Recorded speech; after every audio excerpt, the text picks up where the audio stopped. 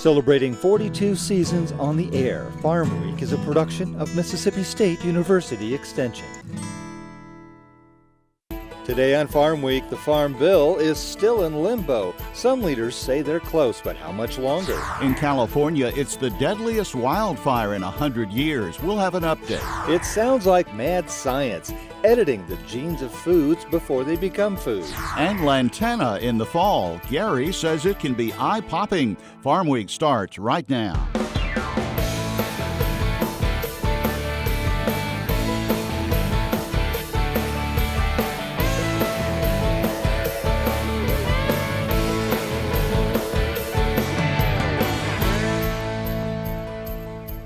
Hello everyone, I'm Leighton Span. And I'm Mike Russell. Thanks for joining us today on Farm Week. We hope your Thanksgiving last week was extra special and of course happy and safe. Lame duck lawmakers may provide help for rural America via the 2018 Farm Bill before new legislators are sworn in. The conference committee still trying to find common ground, especially on SNAP and conservation. David Miller reports. According to Colin Peterson, House Agriculture Committee ranking member, the main sticking point has always been state-level waivers which negate SNAP work requirements.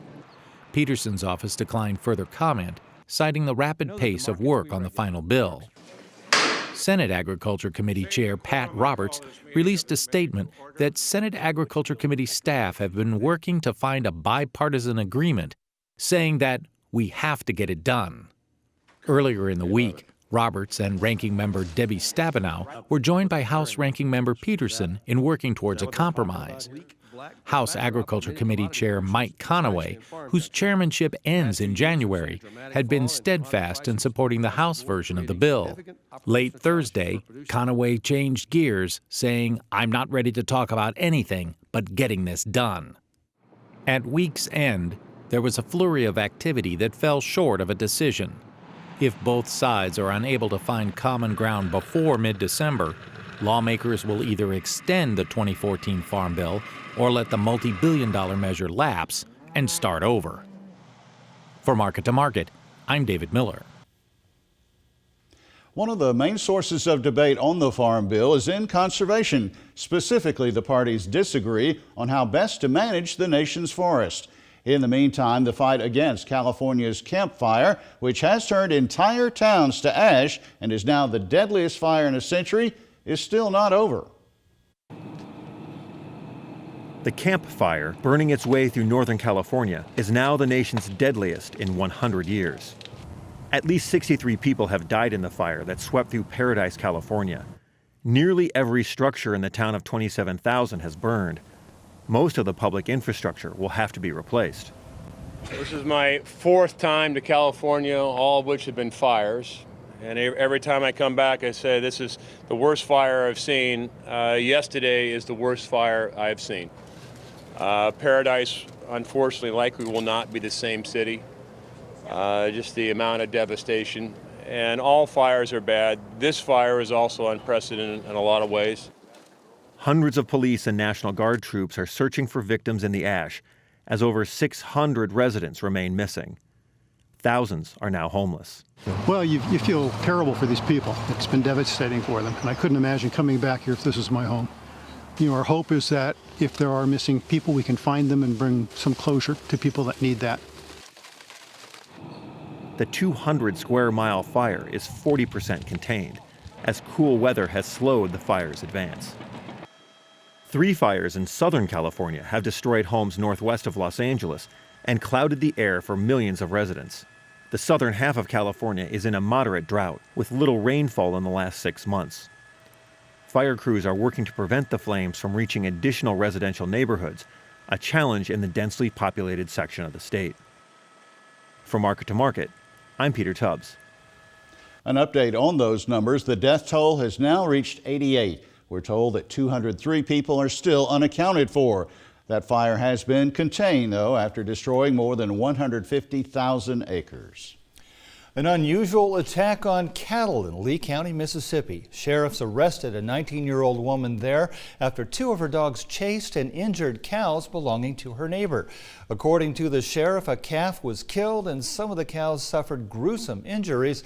The dog owner had been warned and ticketed previously, and after the incident was charged with 6 counts under state statutes that protect farmers' cattle in just such a case. I spoke to Lee County Sheriff Jim Johnson, who told me he's received many similar complaints over the years, but has never seen a case quite as violent as this.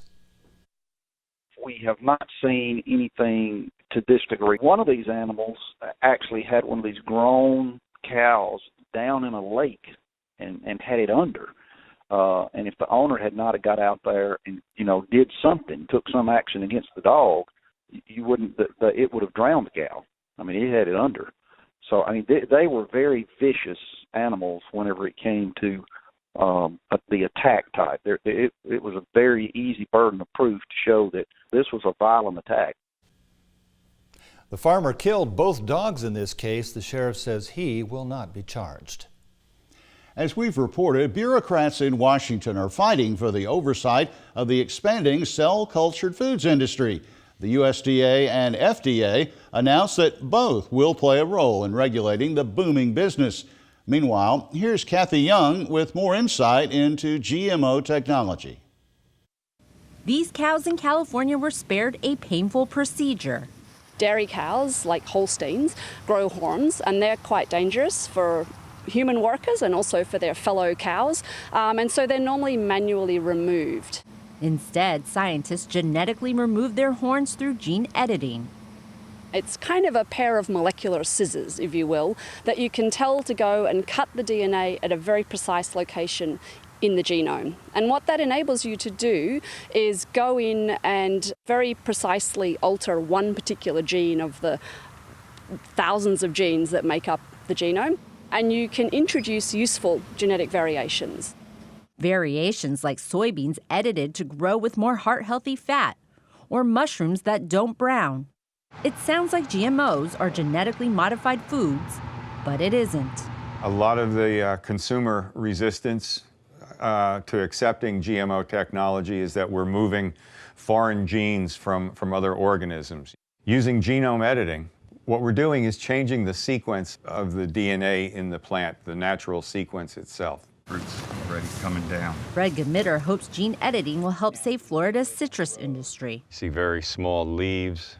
It's being devastated by a disease called citrus greening. For Florida, it has cut our production from about 240 million boxes, maybe 15 to 18 years ago, down to 45 million boxes in the last season. Despite its promise, some critics are concerned about how gene-edited foods will be regulated. I think the vast majority of the products will be safe, but somebody needs to be looking out for those cases where a mishap may happen or the developer of the product may miss some important health or environmental consequence.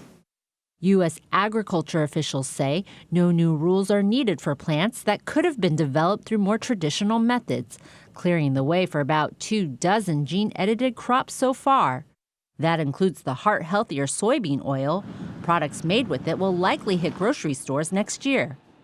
But officials are debating how animal-based products will be regulated. Kathy Young, Associated Press. We talk a lot about color on this show, especially where your garden is concerned. With Christmas on the way, in this week's Southern Gardening segment, Gary Bachman shows us Lantana. It can pop with color even this time of year.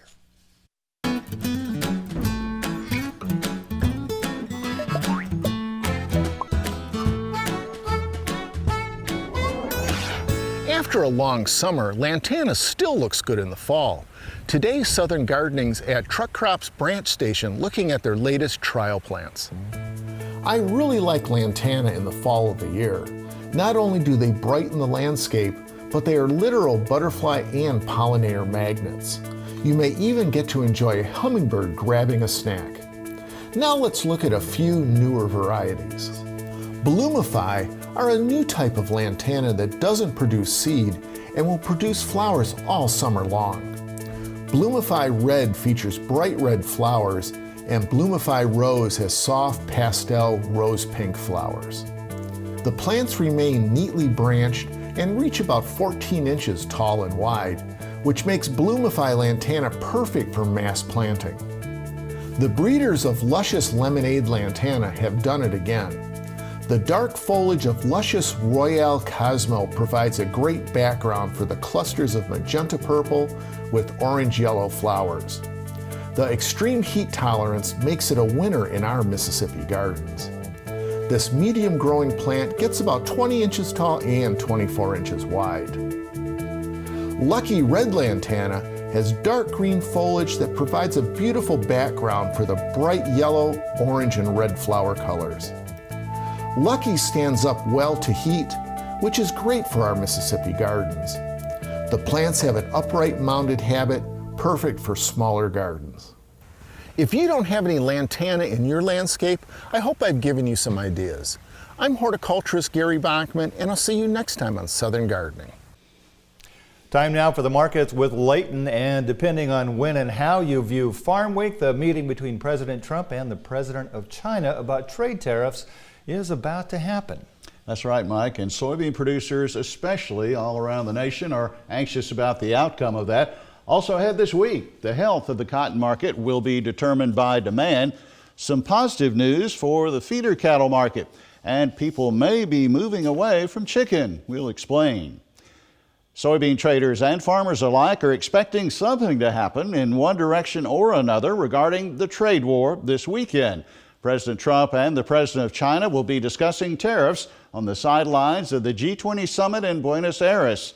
Trader Naomi Bloom says the U.S. will continue to see lower export sales of its soybeans until something changes, hopefully sooner rather than later.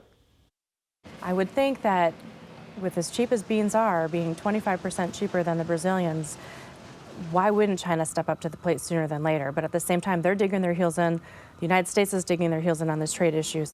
I think the bean market is going to try to find a low here in the short term. Of course, $8.25 is support on that November contract, and if we can climb back above $8.50 on November, that would really be helpful.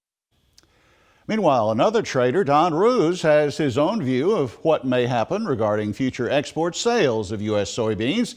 Here's what Don thinks. Well, I think what's going to happen is the soybeans, the trade has been so negative. The funds really got caught short soybeans. They're still short about 50,000 probably. They were short 70,000 when coming into Wednesday. But I think what we found when soybeans get down nearby beans close to $8.40, if you think about it, we're about $2.40, $2.50 under Brazil soybeans. So that's almost the whole tariff. So $8.40, you have good support. I think the trick is how far do you move to the upside with a carryout, even if China comes back in the market, that's probably still over 800 million, and even if the yield sinks. So I think that's the trick. When July beans get up around 940, that's going to be a tough area also from a resistance to 950. The U.S. cotton crop gets smaller as the year winds down. Earlier this month, the U.S. crop was cut by 1.3 million bales from the October production estimate. Now, ordinarily, a reduction of this magnitude would increase cotton prices. But Georgia economist Don Shirley says lower exports and cuts in the U.S. textile mill usage negated the impact. Extension's Josh Maples says recent weather is the main reason the crop estimate is smaller now. The reduction was mostly due to lower production in parts of the southeast, particularly parts that were affected by recent storms. And so it's really a weather story in terms of lower production numbers for the November WASDE report. Time to take a look at our post-Thanksgiving trivia quiz. And here it is for you. What region of the country has the highest valued cropland per acre in the United States? Is the answer A, the Corn Belt, B, the Pacific, C, the Southeast, or D, the Northern Plains? Stay with us. We'll have the answer coming up. We'll take a short break, but stay put. Coming up in our Farm Week feature, an inspiring story, especially this time of year when Americans consume so much food, yet so many have trouble putting food on the table. It's called City Harvest, a big city group that stands in the breach between the kitchen and the trash can. 1 million pounds of food every week recovered so that 1.5 million New Yorkers don't have to go without. That's coming up on Farm Week. But first, this important word about Mississippi homemaker volunteers. Don't go away. My mom was the one that got me into homemakers. And I just thought, Lordy, that's such a neat thing. I want to be one of those ladies doing all those good things for the community and stuff. We do a cooking at church and like a community mission thing. We have kids that come in every Wednesday night and we cook for them. Sewing, you know, from the hospital, making the blankets, from the area pillowcases. We make dresses and we send them overseas. And to me, that's a great mission, but it's also a great giving back to the community. All the things that you do for all these people is like love that comes back to you. You can't value it at money or time because it's all right here in your heart what it does to you. I think the Lord wants us to do for other people, and that's what we do. That's what we're here for.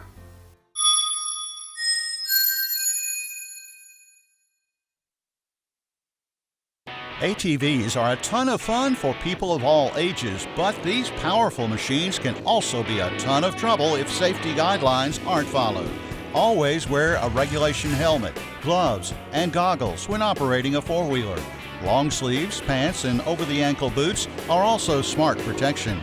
Mississippi law requires approved ATV safety training for all operators who don't have a driver's license. This message brought to you by MSU Extension 4-H.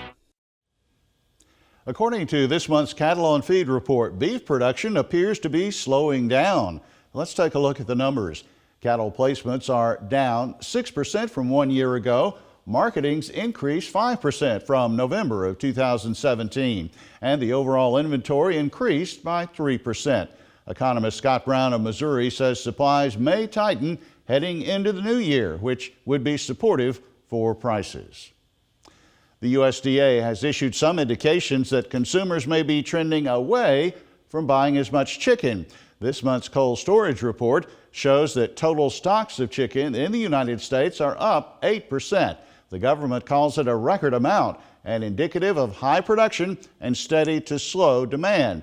Now, by comparison, beef stocks in cold storage only increased 2%, and pork supplies actually dropped, decreasing 5%. Trader Dan Huber explains. Of course, this is the time of the year where people tend to back away from the cattle just a little bit, but it is interesting. We have seen a trend, partially because of the depressed prices, cattle and pork both, of people moving away from poultry consumption back into pork and beef. And I think right now, even the USDA is projecting about a 4% increase in pork consumption, 2.5% increase in beef, and maybe 1% in poultry. So I mean, I think those are good signs. Granted, yes, this is the time of the year that you generally aren't going to see people out really stocking up on the beef, unless they find some really good bargains there. But the pork numbers have been pretty optimistic and pretty encouraging. And we'll close it out with a stop by the pond bank, where sales of U.S. farm-raised catfish are up. The latest monthly snapshot of this industry shows that farm sales topped 30 million pounds, an increase of 10% from 1 year ago. Processor sales during October 2018 increased even more, up 14% from the same point in 2017 and totaling almost 14.5 million pounds. The average price paid to U.S. producers, 96 cents per pound. Back to the trivia quiz now to wrap things up in the markets for this week. What region of the country has the highest valued cropland per acre in the United States? The correct answer is A, the Corn Belt, Illinois, Indiana, Iowa, Missouri, and Ohio.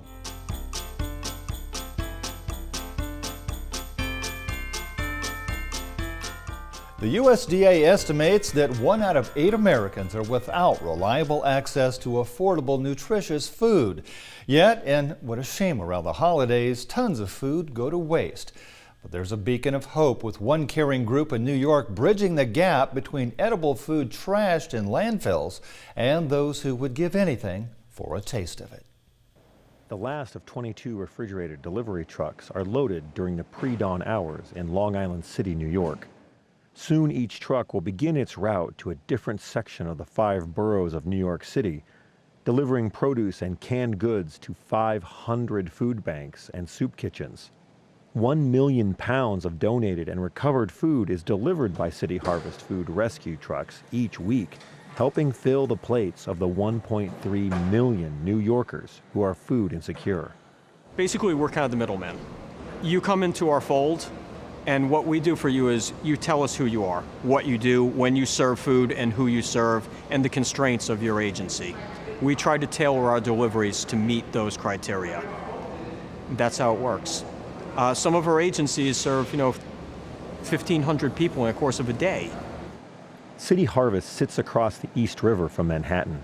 When the group took over the home of a beer distributor in 2011, the 3-door loading dock expanded City Harvest's capacity and ability to accept temperature-sensitive products.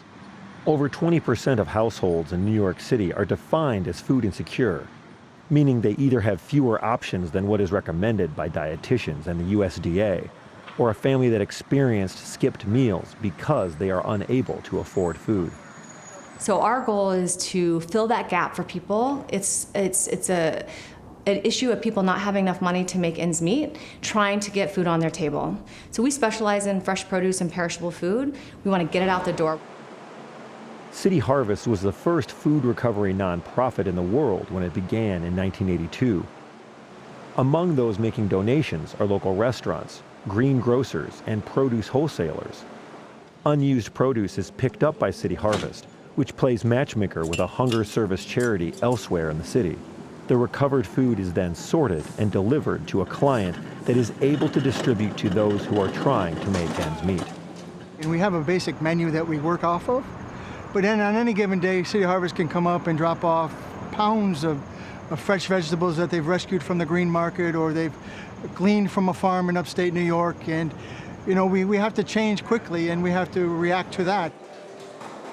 The Holy Apostle Soup Kitchen, housed in an Episcopalian church built in 1848, feeds over 1,000 guests each day at lunch.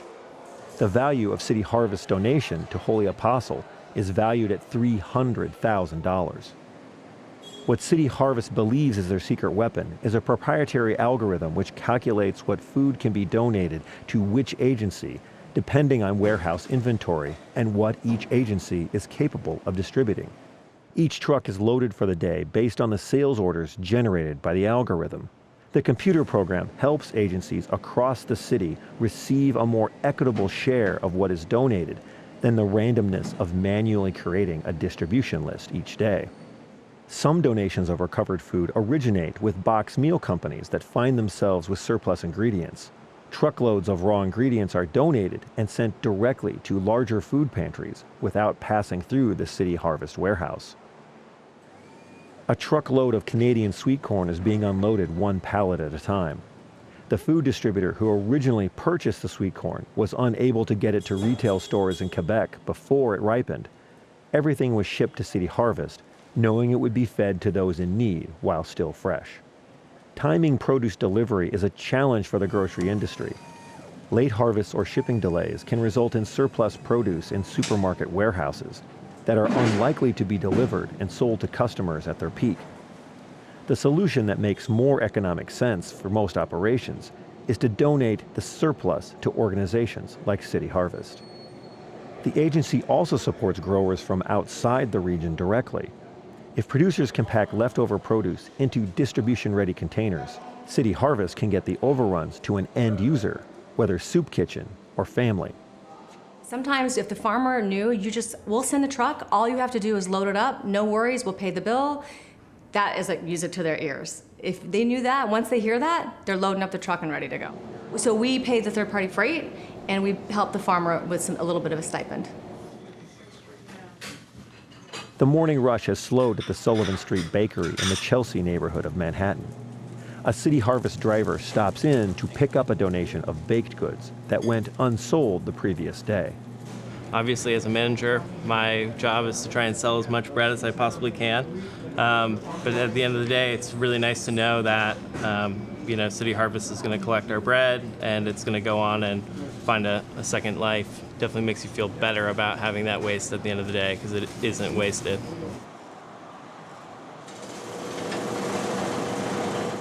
£14 million of recovered food from places like Sullivan Street Bakery represent 1/3 of City Harvest's annual distribution volume. Each pound recovered is a pound bypassing a landfill, an already scarce commodity in the densely populated Northeast. Each pound also represents a meal for a person living in New York who is food insecure. We're doing things that genuinely enhance the quality of life of New Yorkers, and I get to see it. I really get to see it, and you can't put a price on that. For Market to Market, I'm Peter Tubbs. He's right, you can't put a price on that. That's exactly right. It is priceless. No one should go without it. Absolutely. Well, switching gears, next week, horses, a big part of life in agriculture, of course, shouldn't go without shoes. But where to get them for horses? Well, from a farrier, a specialist in the art of shoeing horses and caring for their hooves. For us, trimming our nails is just part of looking presentable, but if you're a horse, trimmed and balanced hooves are critical.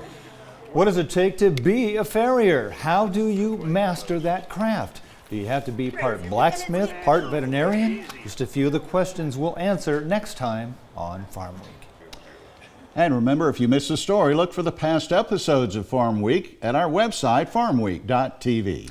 And of course, you can always follow us on Facebook, Twitter, and YouTube as well. We'll see you next week. Thanks for watching.